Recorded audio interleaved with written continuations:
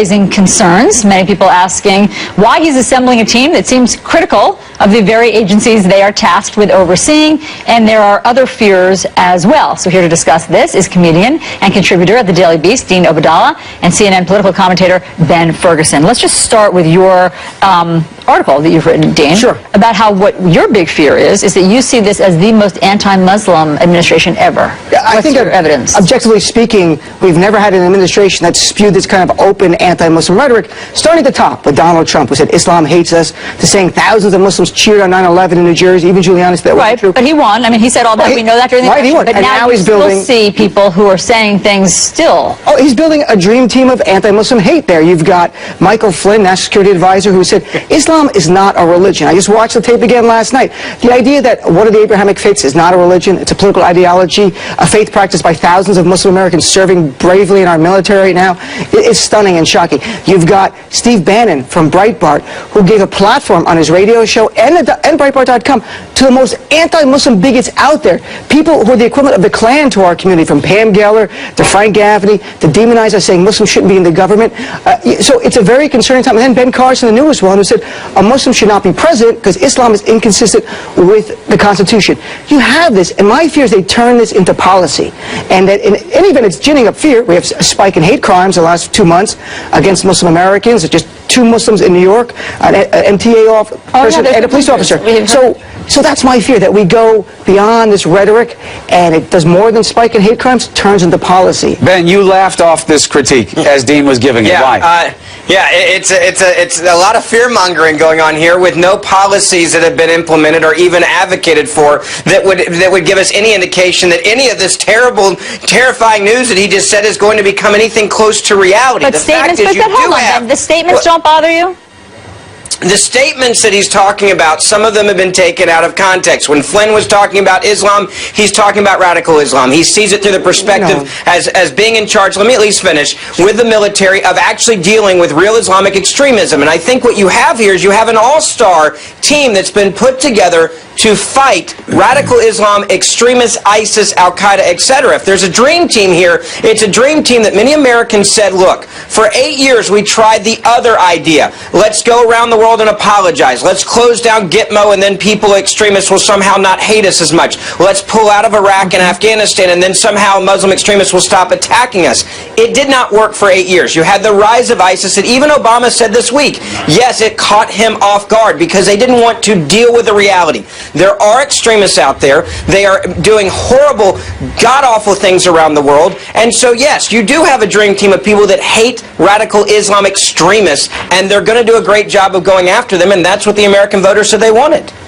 Ben, there's no place to be an apologist for hate, and there's no place to laugh at people who are suffering hate I'm not crimes. apologizing for hate. You clearly are, because you're saying they're talking about radical Islam. Ben Carson didn't say radical Islam. He said a Muslim American should not be president because Islam is inconsistent with the Constitution of the United States. Michael Flynn, I watched his speech last night in the totality. He said Islam is not a religion. Not radical. He said Islam is not a religion. Let's look at Ben Carson. Let's deal with Ben Carson for a second. Ben Carson, if you look at Sharia law, it does not coexist. It cannot coexist with our Constitution. He was talking about if you look at what he was saying in context. Yeah, Ben, you can quantify that. I don't want Sharia law in America. I don't want Christian law in America either. I don't want the Bible or the Quran the basis of U.S. law. I hope you agree with that. The Bible shouldn't be the basis of U.S. law either. That's a different discussion. The reality is, Ben, people are suffering in this country. We had an off-duty New York police officer this week, the hate crime against her. The person was arrested, calling her a terrorist. An MTA officer, worker, pushed down the stairs, a woman wearing hijab, by guys said, get out of this country. And let's be clear, I condemn that the same way you do, but you also have not mentioned any of the crimes that have been committed in this country, whether it was a Draw Muhammad event, whether it was the Fort Hood multiple shootings there, whether it was other Muslim extremists that decided to do things out in San Bernardino, etc. You haven't mentioned those either, so it's on both sides. Right, but we are talking about the cabinet. There's been over 800 hate incidences, not all hate crimes, documented by the But Ben's making an interesting point that you need to hear, which is, he is countering what you're saying is being done to Muslims by saying what's being done to white people in this country. And that's part of the resolve of this election, which is white people feel that they're being victimized by Islam. And part of the justification, unless I'm getting you wrong, Ben, is now it's our turn. Not just white people, everybody. I mean, you look at the people that have been shot and nobody more than Muslims, with knives. Nobody more than Muslims. But Muslims that have done this, they've attacked all people. They've attacked young, old, African-American, white, Hispanic. They don't care who their targets are. And so that's why this cabinet, to me is not scary, or the voters that voted for Donald Trump. One gets worse than the other. Steve Bannon shouldn't be there. We all know that.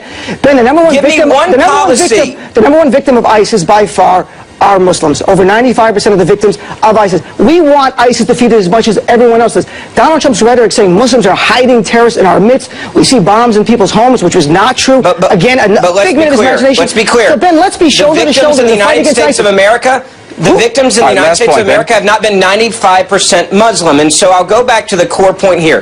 This is fear-mongering. This cabinet has not put together, and you cannot tell me one policy that you're terrified of. You're just saying you're terrified of these people because they won and you lost. All right, but hold on. Let's also be clear. There are no policies, Ben. They're not in office. The administration's not in office yet, so that's a little clever. And Dean's point goes to you're going to design policy based on what you believe. And there's a lot of concern and fear about Islam and Islamophobia in some of these picks. But you're right, we'll have to see what they do. But it's not wrong to discuss the possibility of what they might do based on what they seem to believe. Ben, Dean, thank you very much. Appreciate it. Thank you. There's a lot of news going on right now. Let's get to it.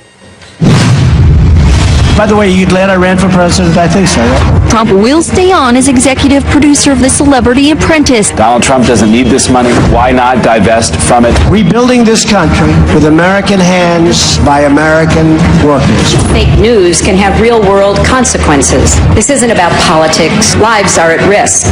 We're not going to be the stupid people anymore, folks. He's a climate science denier. These are talented people, smart people. The president-elect has continued to make deeply troubling choices. I want people that made a fortune because now they're negotiating with you, okay?